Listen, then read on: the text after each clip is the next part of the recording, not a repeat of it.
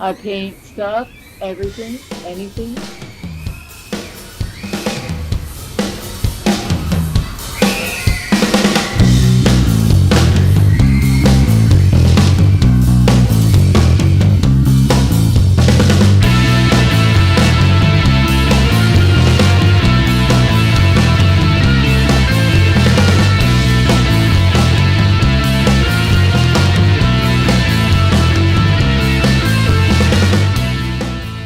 It started with boredom and tagging on stuff and writing words on things with paint pens and spray paint, and then running around at night doing it illegally, getting more elaborate. Just like there was a lot of it happening in the 90s. It was like the second surge of graffiti being popular.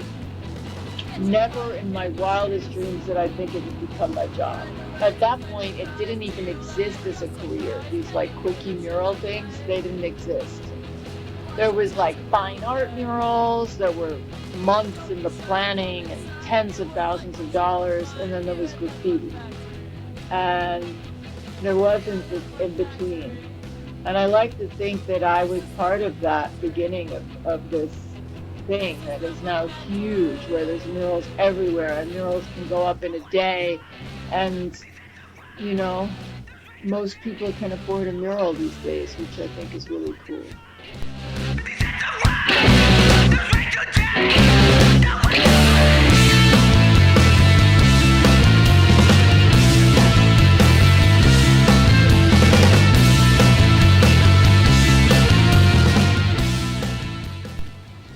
I was doing a lot of people tattooed. Well, you know, because I tattoo also, but just for fun.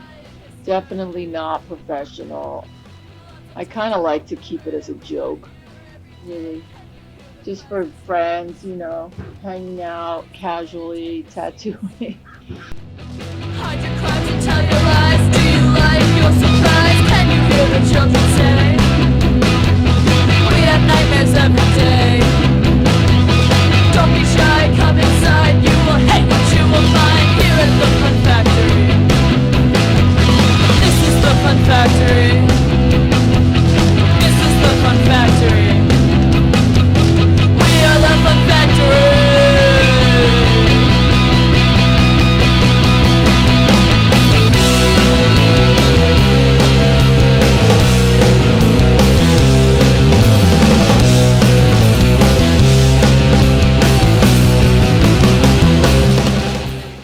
Yeah, I really love to paint though, so I've been able to incorporate that into the paintings. And really what happened is like I've painted so many portraits that it had become boring to me, or I've already painted them. So it's like another layer of portraiture to do tattoos on the people. And a lot of times like I'll relate them to the people that so you know, I'm painting whatever, Jerry Garcia, I'll put in a bunch of symbolic Jerry Garcia, Grateful Dead items into his tattoos. Right.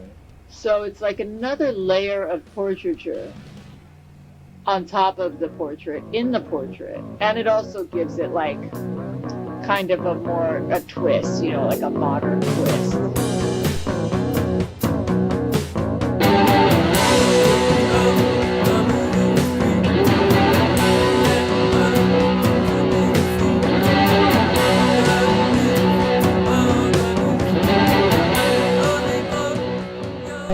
Like touring. I really like getting out on the road and painting on stuff. A lot of times there's work, and a lot of times there's just random painting. But I've been traveling my whole life, and I used to travel when I was a kid. My parents were immigrants, and they were always trying to go home, so we crossed the Atlantic like so many times before I was even 8. But then I traveled like, you know, just bumming around the United States for a period of time. Not really painting, but you know, if it was spray painting a little, but not on the missions that I do now. Like now it's like I'm out to paint. I pack a car, I take a car with me now. I And it started slow. It started with really low budget and crashing on people's couches. And now I've been able to figure out how to do it where I can make enough money in different places that I can get Airbnbs, and it's really swanky. Like I get a nice vehicle, get really nice paint. I have paint drops around the U.S. that meet me where I'm going, and I'm able to do really big projects while I'm on tour. I have one coming up in the summer.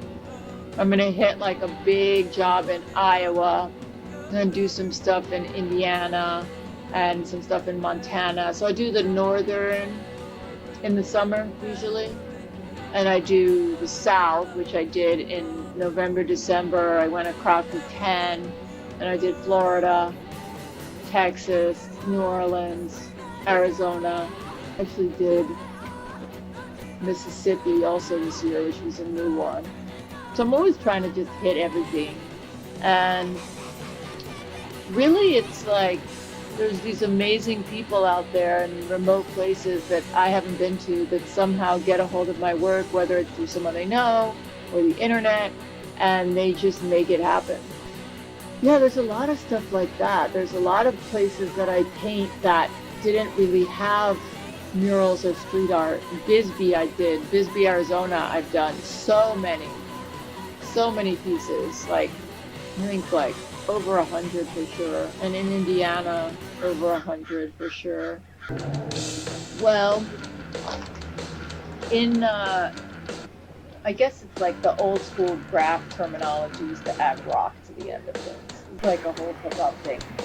But I painted for the Rocksteady crew when they were playing, like dancing on the pier on the West Side Highway. And like, I had been muck for a long time, but there's this, just adding rock to it. And then I found out there's this organization called Muck Rock that is a really cool organization that they release all government records to the people. They even sued the CIA once to release government files.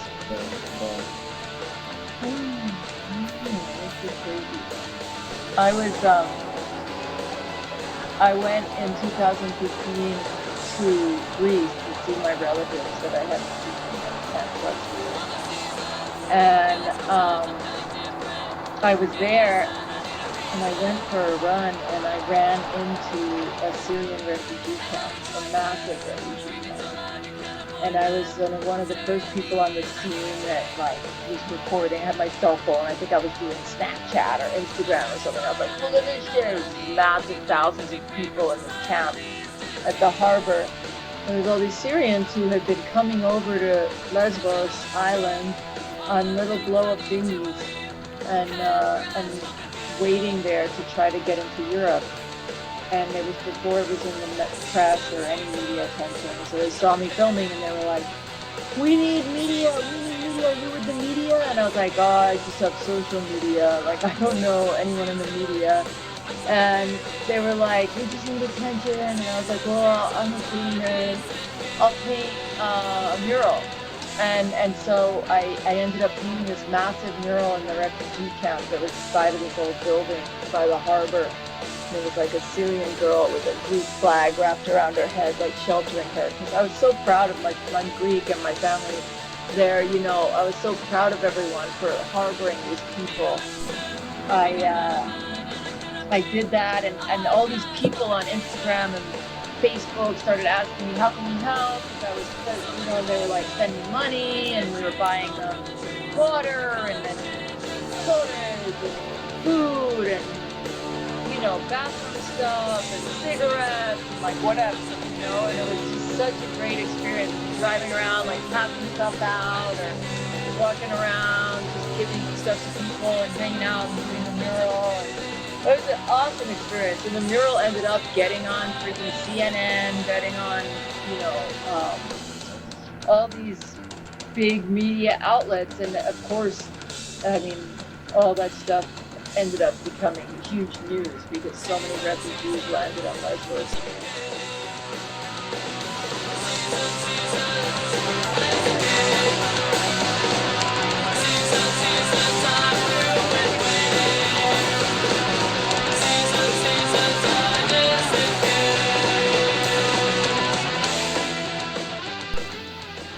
used to do it before the internet was really that big of a deal. Like I remember doing massive campaigns against Bush. Like we would go out with rollers and, I wasn't really there was no Instagram or even Facebook, I don't think. Like it's just like, we would just get on the news, basically. Like we'd do big Bush Live, men died across the side of the West Side Highway.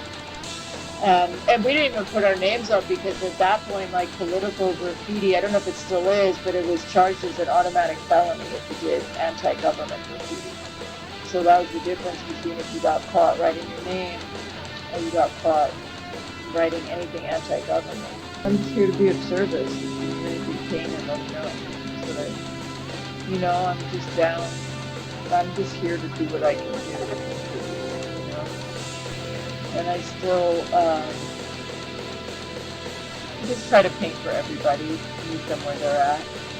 They can go to the Instagram Muck Rock, or they can go to my website, julesmuck.com. They can email me, julesmuck@gmail. They can hit me up, any of those. I'm pretty good on the DMs, I think. I think I'm pretty on top of it. Just happy to be involved and be, able to paint. I'm grateful. I'm so grateful. Thanks for your interests. Look forward to seeing what you do with the footage. Don't do it unless you fucking have to and you have no choice. And you'll know if you have to because you won't be able to do anything else.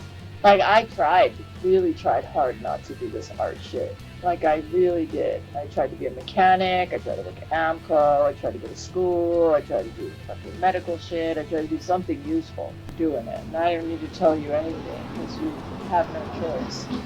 But if you can avoid it, try to avoid it. It's a very freaking difficult way to make a living, for sure.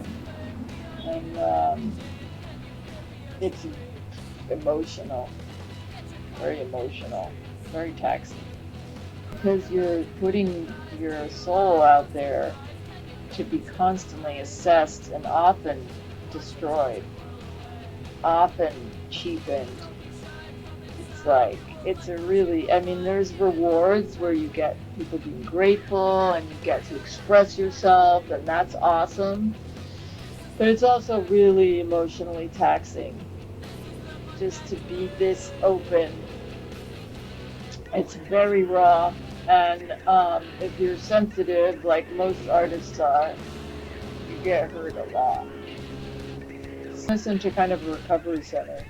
You just do because I'm in the program, so when they shut everything down in COVID, I lived here then, and we just started doing meetings every day, and to the point where I couldn't live here anymore. There's just people here all the time. Well, it actually worked out fucking amazing because as an artist, I never thought I'd be able to actually purchase something. And then because I was doing meetings here, someone showed up who was like, I could fix your credit. And then someone showed up who was like, oh, I know how to get you a mortgage using your Venmo and PayPal. And then she did it. And then that's how I was able to buy the place in Pedro. It's never, but it really goes to show, the more you share, the more you get back. Well, I think it's a whole different trip for creatives to try to get sober. And that's why we do the meetings here, and it's for a lot of people, musicians and writers and artists, because like I said, we're more sensitive. And so I think that I used substances to kind of be able to deal with the world, and I did it all.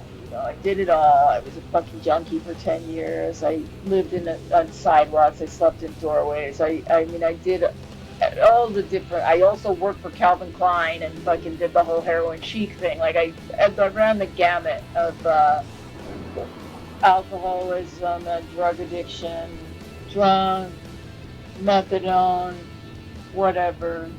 And I couldn't really figure out how to do it safely is what happened. I was in a coma, ended up hospitalized quite a few times and dead one time. Brought back. So, I had to look outside of myself for a way to stop. and I was not able to do it myself. I tried fucking everything. And then when I asked for help, linked up with other people that went through it, and that's been really my salvation. It's been like the group effort. And I need other people that are in,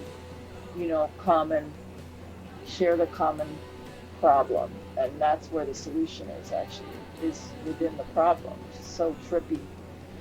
But I thought for a long time I would have to like conquer the drug addiction and in order to rise above. And it just never fucking worked.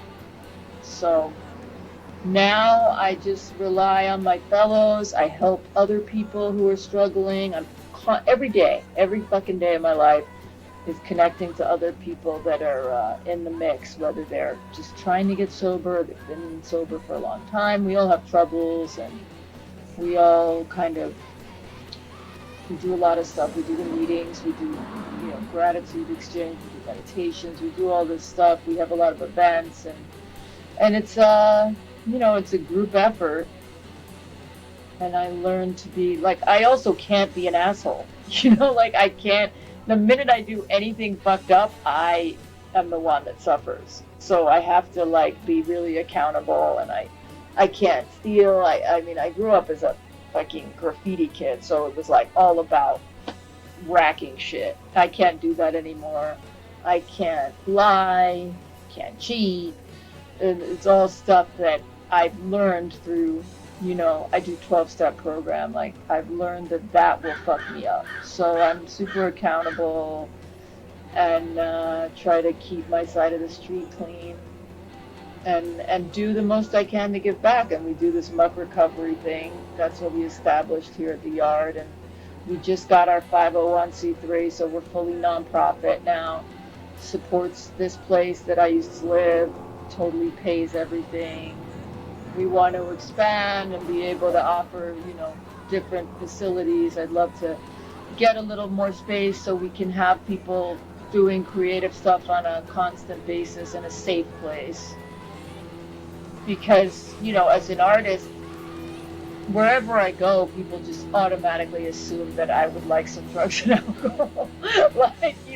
Every client, even today, there's people at the theater, they're like, what? We want to bring you some champagne. What's your favorite champagne? Oh, Jesus Christ. So, it's nice, but, it's nice to have a place. I always say this yard is the only place in Venice that you don't get fucked. You can't smoke weed, basically, but you can't do anything here. So, except get sober. They do smoke cigarettes and drink coffee, I guess. But, it's a little solace, and we'd like to have a little bit more of a facility, so we're still doing the groundwork to do grants and stuff and try to get more space. Because Venice is pretty difficult space-wise, but we have a huge drug problem here. And it's nice to be able to offer something that can help people without them having to go to fucking jail or whatever. It's a tricky situation. People come in and out for a long time, and that doesn't mean it doesn't work. It just means you have to stay the course and still accept people. We don't shoot our wounded, and they come back again and again, and eventually people are able to help the next person. And that's how we do it.